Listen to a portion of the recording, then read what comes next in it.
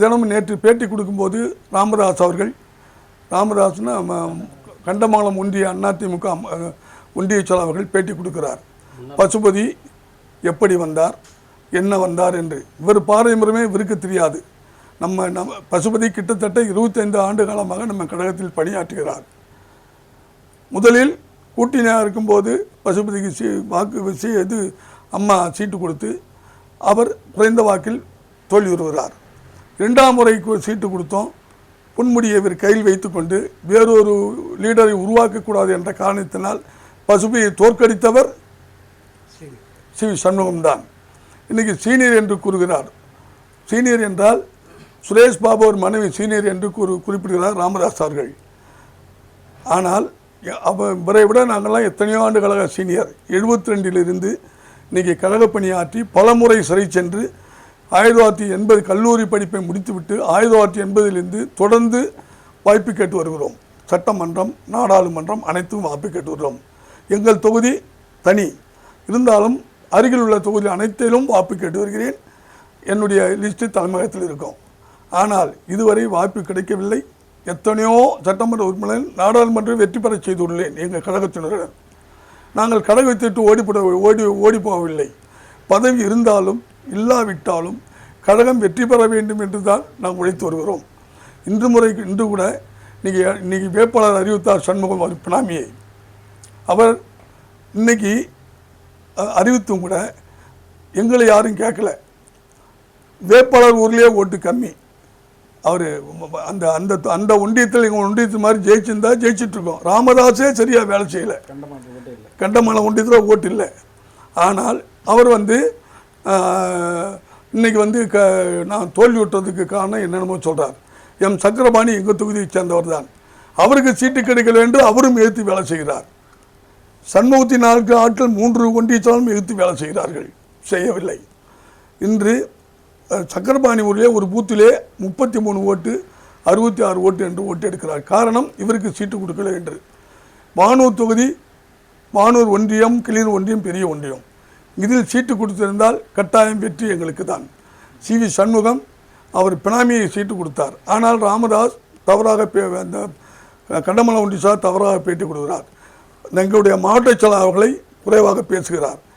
ஒரு கட்சியில் நான் கிட்டத்தட்ட 8-9 மாவட்ட செயலை பார்த்தவன். எந்த மாவட்ட செயலர் கட்சி விட்டு போனாலும் அவங்க விட்டு வேலையை பார்த்துருவாங்க. ஆனால் சி வி சண்முகம் இப்பொழுது அவர் செய்த துரோகத்தால் அவர் ஓரம் கட்டப்படுகிறார். இவராக ஓரம் கட்டி கொண்டார். ஆனால் எங்களுடைய பொதுச்செயலாளரை குறை சொல்கிறார். பசுபதி இப்படி அப்படி என்று அவருடைய ஆட்கள் பேசுகிறார்கள். பசுபதி இப்படி அப்படி என்றால் நீ எப்படி இருந்தாய்? ராமதாஸ் முந்தானத்து லட்சுமணன் டிஎம்கே கூட இருந்தவர் தான் அவர். இவர் கட்சியை பற்றி பேசுகிறார். எனவே இது கண்டிக்கத்தக்கது. ஒரு மாவட்ட செயலர் போட்டார் என்றால் XRY யாராக இருந்தாலும் அவர் பின்னால் போவதுதான் கட்சி. பல மாவட்ட செயலர் போட்டிருக்காரு. அம்மாவும் எடப்பாடி அண்ணனும் புரட்சித் தலைவர். நாங்கள் அவர் பின்னால் தான் போயிட்டுருக்கோம். எனக்கு சீட்டு கொடுக்கலைன்னு நான் தோக்கடிக்கலை. சீட்டு கொடுக்கலை எங்களை யாரையும் தோக்கலையும் வெற்றி பெறச்சிடும். அதான் உண்மை. சி வி சண்முகம் அவர்களை நன்றாக சிந்திக்க வேண்டும். நீ பண்ணுறது துரோகம்.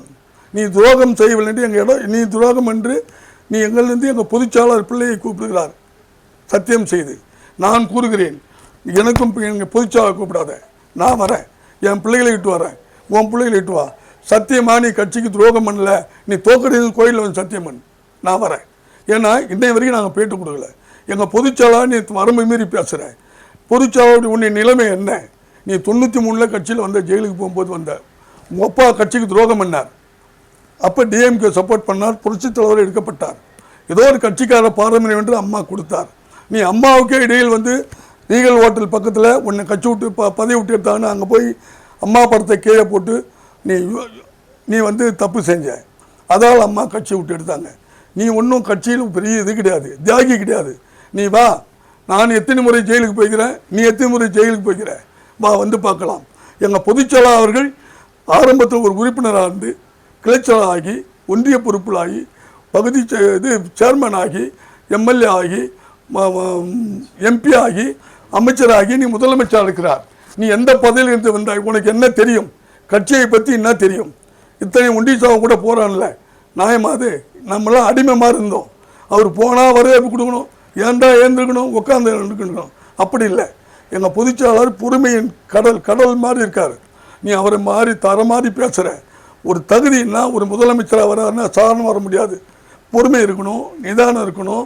எல்லாத்தையும் பார்த்து தான் நீங்கள் முதலமைச்சராக வந்திருக்காரு. நீ அவசரப்பட்ட குணம் எடுத்தா ஒரு காலையில் ஒரு பேச்சு, மத்தியானம் சாய்ந்த ஒரு பேச்சு. நீ எந்த தகுதியில் அவரோட உயர்ந்தவர், அவரை ஒப்பிட்டு பேசுகிறாய். நான் இப்பொழுது தான் பேட்டி கொடுக்குறேன். எங்கள் முதலமைச்சர் அவர்களை எங்களுடைய பொதுச்செயலாளர்களை நீ மீண்டும் மீண்டும் பேசினால் எங்களை போன்ற தொண்டர்கள் கட்டாயம் ஒவ்வொருவரும் பேச நேரிடும்.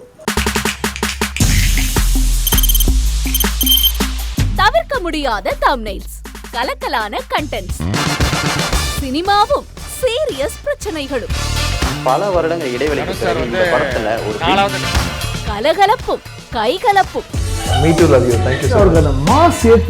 போயிட்டே தான் இருக்காரே தவிர பிரேக்கே இல்லாமல் பிரேக்கிங் நியூஸ் சொல்லும் தந்தி டிவி ஆப். இன்ஸ்டா தலைமுறை வரை இறங்கி அடிக்கும் தந்தி டிவியின் டிஜிட்டல் எக்ஸ்க்ளூசிவ். அது தண்ணிக்குள்ள போகும்போது ஹேங் ஆயிடுச்சு. உங்களுக்கு விஜய் சார் எந்த அளவுக்கு ரொம்ப பிடிக்கும்? Of course, Malayalis are huge Vijay sir fans. ரெண்டு பேருமே ரொம்ப பிடிக்கும் எனக்கு. தந்தி டிவி ஆப்பை இலவசமா டவுன்லோட் செய்யுங்க. ஃபாலோ பண்ணுங்க, சப்ஸ்கிரைப் பண்ணுங்க, என்ஜாய் பண்ணுங்க.